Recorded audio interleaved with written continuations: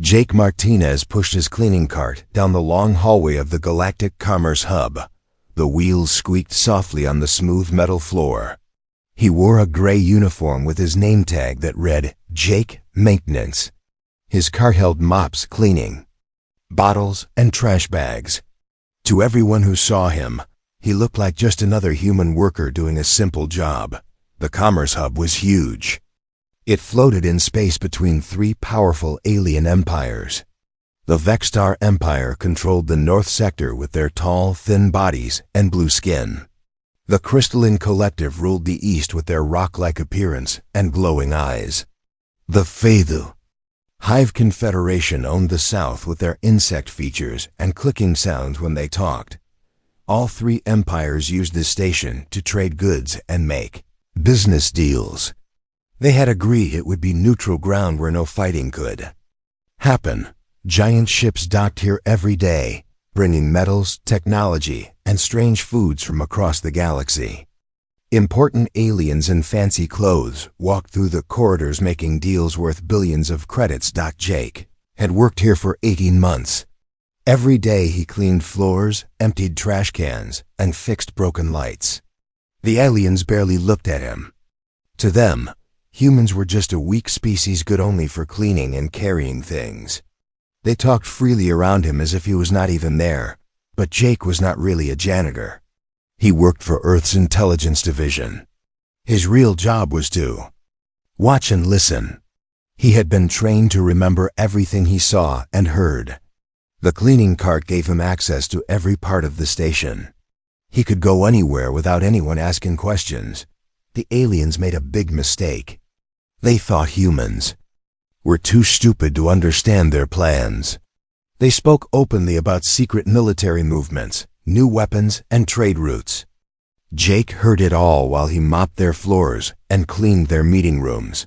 Inside his cart, hidden under the cleaning supplies, was a special device. It looked like a normal floor buffer, but it was really a quantum communicator. Every night, Jake used it to send coded messages back to Earth. He reported everything he learned about alien technology, ship movements, and military plans. Today felt different. Jake noticed more security guards than usual. Important aliens were arriving in expensive ships. Their bodyguards wore heavy armor and carried energy weapons. Something big was happening. Jake cleaned in the main conference room where the most powerful aliens met. Through the thick glass doors, he could see three figures sitting at a round table. One was General Crix from the Vextar Empire, with his blue skin and silver uniform covered in medals. Next to him sat Elder Zan from the Crystalline Collective, whose rocky body glowed with inner light. Across from them was Queen Vesic from the Hive Confederation, her insect eyes reflecting the room's lights. These three leaders had never met together before. Their empires had been enemies for thousands of years. If they were talking now, it meant something very important was happening. Jake pretended to clean the floor outside the conference room. He moved slowly, staying close to the door. In his pocket was a tiny listening device, smaller than a grain of rice. When no one was looking, he stuck it to the bottom of a decorative plant near the entrance. The device was so advanced that it could pick up sounds through the thick walls. Jake put a small earpiece in his ear, hidden by his hair. Now he could hear everything the three leaders said. General Crix spoke first in his deep voice. The humans are becoming a problem. Their planet sits in a perfect location for military bases. We could control 3 major trade routes from there. Elder Zan's voice sounded like rocks grinding together. My scientists say Earth has resources we need. Rare metals that could power our ships for centuries. But the humans refuse to trade fairly. Queen Vesic clicked her mandibles before speaking. The human colonies are spreading too fast. Soon they will compete with our own expansion plans. We must act before they become stronger. Jake's blood turned cold. They were talking about attacking Earth, his homeworld where his family lived, where billions of innocent people went about their daily lives, not knowing that 3 alien empires We're planning to destroy them, General Crix continued. Individually, our empires are strong enough to defeat the humans. Together, we would be unstoppable. I propose we combine our fleets for a joint operation. What kind of operation? Asked Elder Zan. Complete elimination, said Queen Vesek. We remove the human pest problem permanently. Then we divide their territory and resources among ourselves. Jake had to grip his mop handle to keep his hands from shaking. They were talking about genocide. About killing every human in the galaxy. Elder Zan seemed thoughtful. The humans have shown surprising cleverness in recent years. Their technology advances quickly. Perhaps we should not underestimate them. General Crix laughed, a harsh sound. They are barely able to travel between stars. Our worst ships are more advanced than their best ones. This will be easy. I agree, said Queen Vesek. Humans are weak. They have no natural weapons, no armor, no special abilities. They survive. Only because we allow it. When we decide to end them, it will take only days. The three leaders continued planning. They would gather their fleets at a secret location. Each empire would contribute their most powerful warships. They estimated they would have over 1,000 vessels, more than enough to crush Earth small. Space Force. Jake listened for another hour as they worked out details. Attack routes, supply lines, how to divide Earth's resources after the humans were gone.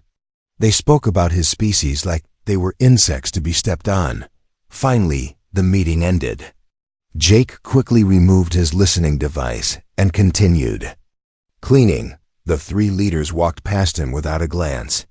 To them, he was invisible. Just another human servant doing meaningless work. That night, Jake waited until the station was quiet. Most aliens slept during this shift and few security. Guards patrolled the maintenance areas. He pulled out his quantum communicator and began encoding a message. The device connected to a secret satellite near Earth. His message would reach Intelligence Division headquarters in minutes. Even though they were thousands of light years away, Jake typed carefully, knowing that every word could mean the difference between life and death for his species. The three most powerful empires in the galaxy were planning to destroy humanity. But they had made one crucial mistake they had underestimated. The man emptying their trash cans. Jake's message reached Earth in 3 minutes. On the other side of the galaxy, Admiral Lisa Carter sat in her office at Intelligence Division headquarters. The quantum communicator on her desk beeped with an urgent signal. She opened the encrypted message and read it twice. Her face went pale. 3 alien empires working together meant trouble beyond anything Earth had ever faced. The Vexstar Empire alone had more warships than Earth's entire space force. The Crystalline Collective could destroy planets with their energy weapons. The Hive Confederation bred soldiers faster than humans could count them. Admiral Carter called an emergency meeting. Within an hour, 20 of Earth's top military leaders sat around a table in the secure conference room. The room had thick walls that blocked any listening devices. Even the windows were covered with metal shields. Gentlemen and ladies, Admiral Carter began, we have a problem. Our operative on the Commerce Hub has discovered that 3 alien empires are planning to attack Earth.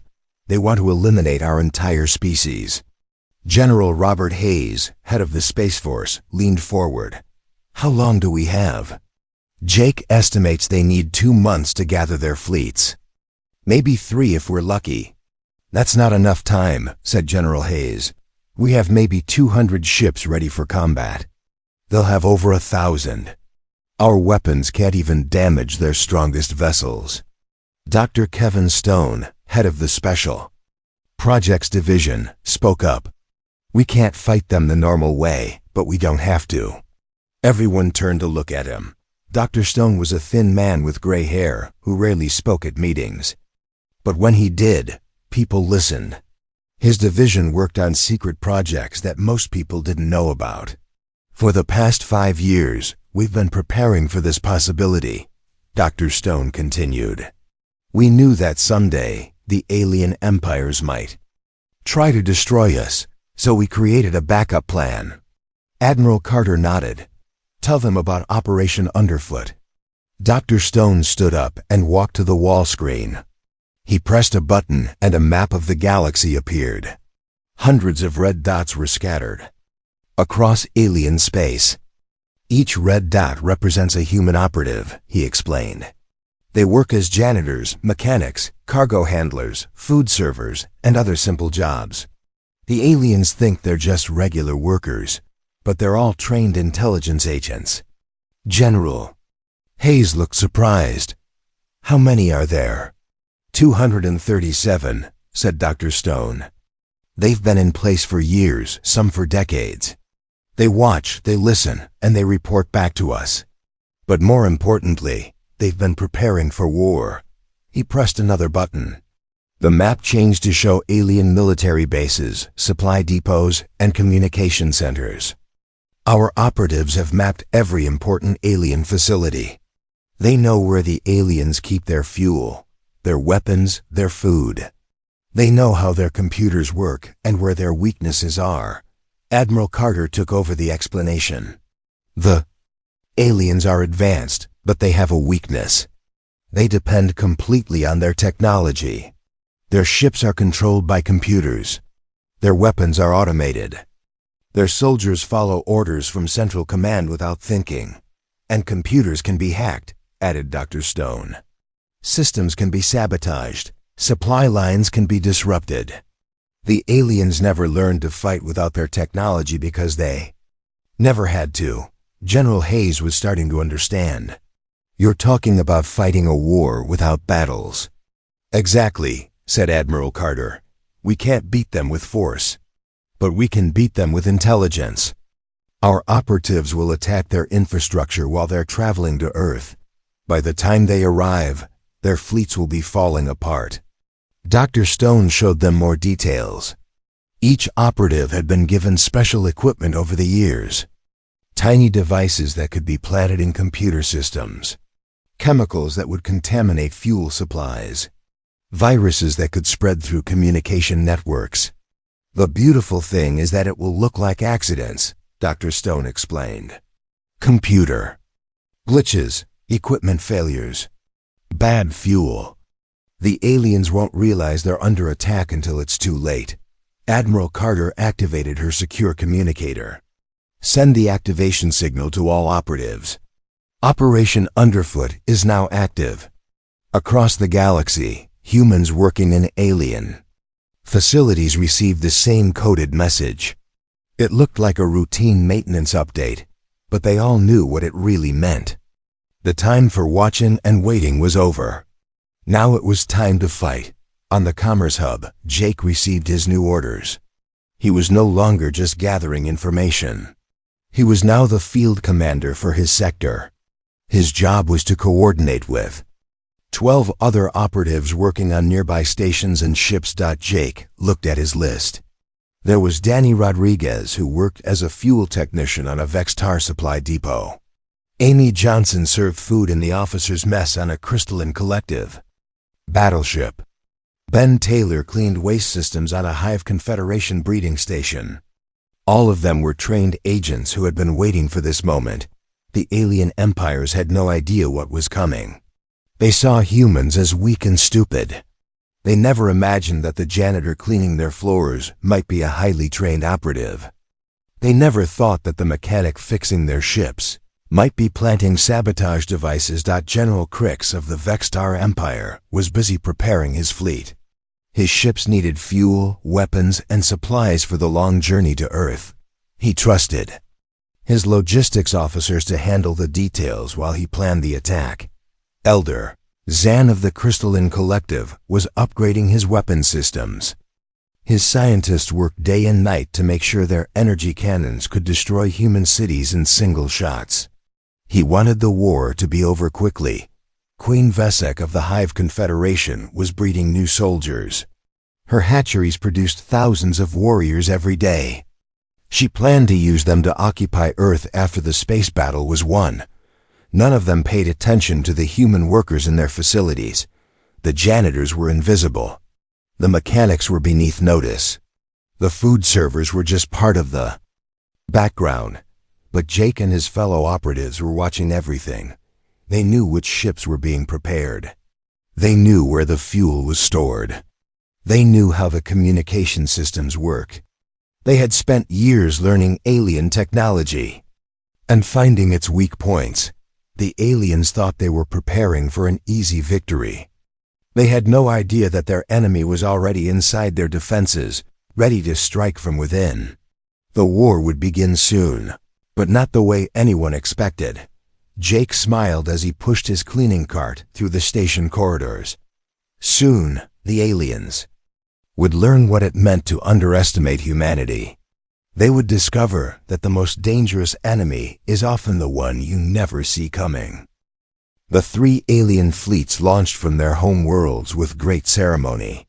Thousands of ships filled the dark space, their hulls gleaming under distant stars. The Vextar fleet moved in perfect formation, blue lights flashing along their sleek vessels. The crystalline ships glowed like flying diamonds, their energy cores humming with power. The hive ships looked like massive insects, dark and menacing as they crawled through space. General Crix stood on the bridge of his flagship, watching the largest military force in galactic history assemble. He felt proud as he counted over 1,000 warships. The humans would surrender the moment they saw this armada approaching Earth. Elder Zan meditated in his crystal chamber, feeling the vibrations of his fleet's engines. His ships carried enough firepower to crack planets in half.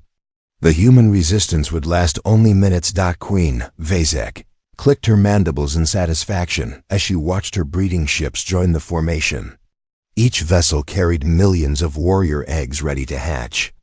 After the space battle, her children would swarm across Earth's surface. The 3 commanders sent messages across the galaxy, boasting about their coming victory. They wanted everyone to know that humanity's time was over. The weak species that had dared to spread across the stars would be eliminated. But the war had already begun. Danny Rodriguez worked the night shift at a Vextar fuel depot.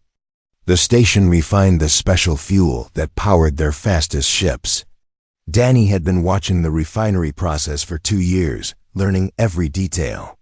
He knew exactly where to cause the most damage. During his regular maintenance check, Danny opened the valve that should have stayed closed.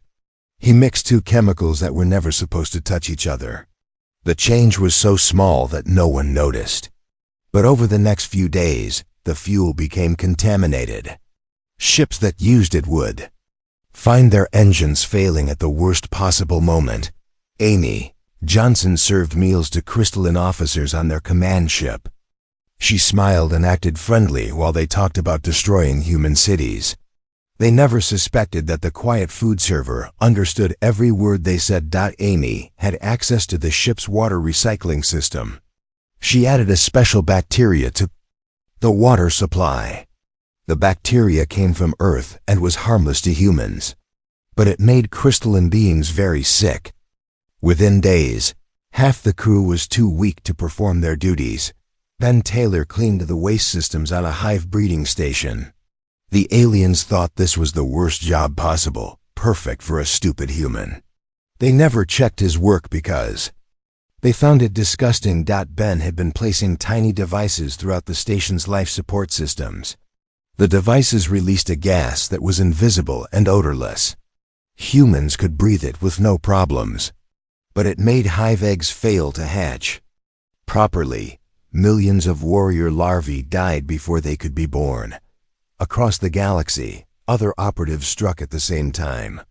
Computer systems that had worked perfectly for centuries suddenly developed mysterious problems. Navigation computers gave wrong directions. Weapon targeting systems missed their targets. Communication networks carried garbled messages. The most devastating attack came from Jake himself. He had discovered that all 3 empires used the same basic communication protocol. It was an ancient system that had been in use for thousands of years. The aliens trusted it completely. Jake introduced a virus into the Commerce Hub's main computer. The virus was designed to spread slowly through the communication network, copying itself to every connected system. It didn't destroy data or shut down computers. Instead, it made tiny changes to messages. When General Crick sent orders to his fleet, the virus changed small details. A command to maintain course became reduce speed. Instructions to prepare weapons became check weapons. The changes were so slight that no one noticed at first. Elder Zan's crystal ships began having coordination problems. Ships that were supposed to stay in formation started drifting apart. Weapons that should have been ready for battle were powered down for maintenance. The pilots couldn't understand why their orders kept changing. Vessex breeding ships received confused messages about their destination. Some ships thought they were going to Earth. Others believed they were attacking a different human colony. The fleet began to scatter as captains tried to follow contradictory orders. The alien commanders noticed problems after the first week. Ships were running out of fuel faster than expected. Weapon systems were malfunctioning. Crew members were getting sick. Equipment was breaking down for no apparent reason. General Crix called a meeting with his top officers. "What is happening to my fleet?" he demanded. "Our ships are falling apart." His chief engineer, a tall Vextar with silver skin, looked confused. "We don't know, sir. The fuel seems to be contaminated, but we can't find the source. Our computers are giving strange readings. Nothing makes sense." Elder Zan faced similar problems. His crystal ships were losing power as their energy cores flickered and dimmed. His navigation officers couldn't plot accurate courses. His weapon systems fired randomly, or not at all. Queen Vesek discovered that her breeding program was failing. Eggs that should have hatched millions of warriors were producing only dead larvae. Her life support systems were working perfectly, but somehow her breeding chambers were contaminated. The three commanders tried to communicate with each other, but even that was becoming difficult. Messages arrived late or not at all. When they did arrive, they often contained errors or contradictions. The alliance that had seemed so strong was beginning to crack under the pressure of constant failures. Meanwhile, the human operatives continued their work. They were careful not to cause obvious sabotage that would reveal their presence. Everything had to look like accidents or equipment failures. The aliens had to believe that their technology was simply breaking down. Jake coordinated the entire operation from his position on the Commerce Hub. He received reports from operatives across the galaxy and passed along new targets. The virus he had created was spreading faster than expected, reaching systems that even he hadn't known about. The most important thing was timing. The operatives had to cause maximum damage, just as the alien fleets reached Earth's solar system. The ships needed to be weakened, but not completely destroyed. If too many ships were lost, the aliens might turn back and regroup. By the end of the second month, the great alien armada was in serious trouble. Ships limped through space with failing engines, crews were sick and confused. Weapons systems barely functioned. The mighty fleets that had left their home worlds with such confidence were now struggling to stay together. The aliens still didn't understand what was happening to them. They blamed equipment failures, bad luck, and each other. They never suspected that the humans they had dismissed as worthless were systematically destroying their invasion force from within. Jake watched the reports coming in and smiled. The aliens were about to learn a hard lesson about underestimating humanity. The alien armada arrived at Earth's outer solar system like a broken parade. Ships drifted out of formation, their engines sputtering and failing. What should have been the most fearsome invasion force in galactic history looked more like a collection of space junk limping through the darkness. Admiral Carter watched from Earth Command as the enemy fleet struggled to maintain formation. Her sensors counted the ships as they appeared. There should have been over 1,000 vessels. Instead, she saw barely half that number. Many ships had been abandoned during the journey when their life support systems failed. General Crick stood on his flagship's bridge, staring at the disaster. Around him, his beautiful blue fleet was scattered across space. Ships were calling for help with dead engines. Others had lost their navigation systems and were flying in circles. His communications officer couldn't even contact half the vessels. "Sir," his chief engineer reported, "we're down to 30% power. The fuel contamination has spread to our backup systems. We have maybe 6 hours before complete engine failure." General Crix felt anger burning in his chest. This was supposed to be humanity's end. Instead, his mighty empire looked weak and foolish. "What about our weapons?" 40% operational, sir. But the targeting computers keep giving wrong coordinates. We might hit our own ships by mistake. Elder Zan's crystal ships were in even worse condition. The mysterious illness had spread through his crews like wildfire. Most of his officers were too sick to perform their duties. His energy weapons flickered weakly, barely able to charge their power cores. His science officer, a small crystalline being with dim inner light, approached carefully. "Elder, our quantum communicators are receiving strange signals. The messages appear to be coming from the human planet, but they're using our own encryption codes." Queen Vesek's breeding ships had suffered the worst losses. Without new warriors hatching, she had no ground forces for invasion. Her remaining ships were overcrowded with sick crew members and failed genetic experiments. The proud Hive fleet looked like a collection of floating hospitals. Then, the broadcasts began. Every functioning screen in the alien fleets suddenly displayed the same image.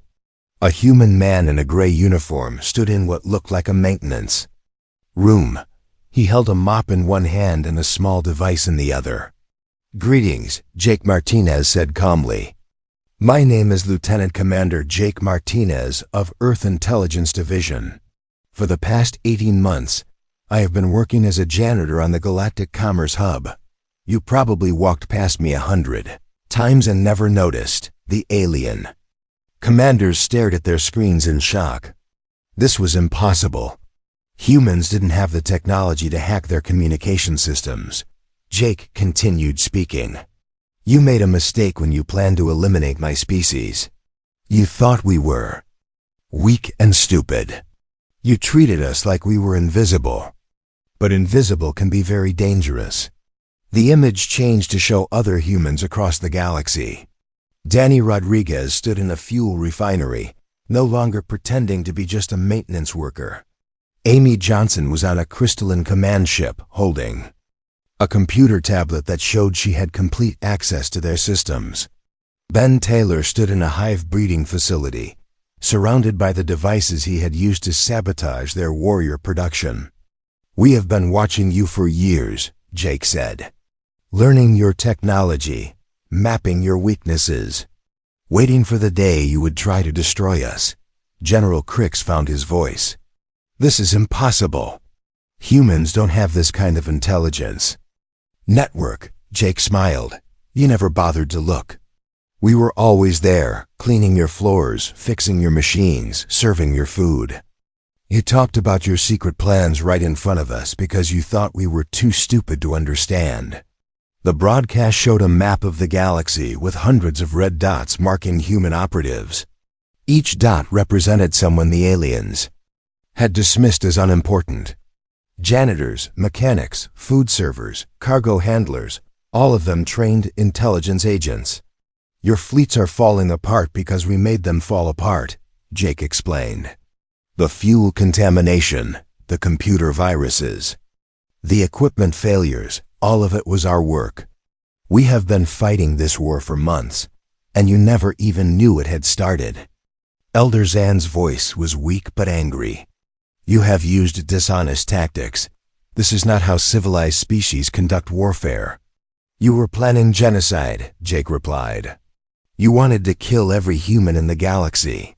Did you think we would line up our ships and let you destroy us in a fair fight?" Queen Vesic clicked her mandibles furiously. We still outnumber you. Even damaged, our fleets are stronger than your primitive ships. Jake's expression became serious. Your fleets are dying. Your fuel is contaminated. Your weapons don't work. Your crews are sick. You can't even communicate with each other properly. How exactly do you plan to fight a war? As if to prove his point, one of the Vextar ships in the distance suddenly went dark. Its engines had finally failed completely. Emergency pods began, launching as the crew abandoned ship. But we're not monsters like you, Jake continued. We don't want to commit genocide. We're offering you a choice. You can try to attack Earth with your broken fleets and die in space, or you can accept our terms for surrender. The three alien commanders looked at each other through their communication screens. Their mighty alliance was crumbling. Ships were failing every minute. Crew members were getting sicker. They had no choice. General Crick spoke first, his voice bitter. What are your terms? Simple, Jake said. You will return to your home worlds immediately. You will sign peace treaties recognizing humanity as an equal species. You will never again threaten human colonies or try to eliminate our people. And if we refuse? Queen Vesic asked. Jake's smile was cold. Then you can explain to your people why their great military leaders died of stupidity in empty space, far from home. The alien fleets were already turning around. Ships that could still move were heading back toward their territories. Those that couldn't move were sending distress signals, begging for rescue. Jake appeared one final time on their screens. You never saw us coming because you never bothered to look. You thought we were beneath your notice, but we were taking notes the whole time. Remember this lesson when you meet other species you think are weak. The broadcasts ended, leaving the alien commanders alone with their failures. On Earth, Admiral Carter watched the enemy fleets retreat. The greatest threat in human history had been defeated not by superior weapons or overwhelming force, but by intelligence, patience, and the aliens' own arrogance. Jake Martinez returned to Earth as a hero, but he preferred to keep working quietly. He had proven that sometimes the most dangerous person in the room is the one nobody notices. The janitor who empties the trash, the mechanic who fixes the machines, the food server who hears every conversation. The galaxy learned a new rule that day, never underestimate the species that survived by being underestimated. And never ignore the person holding the mop, because they might be holding much more than they appear.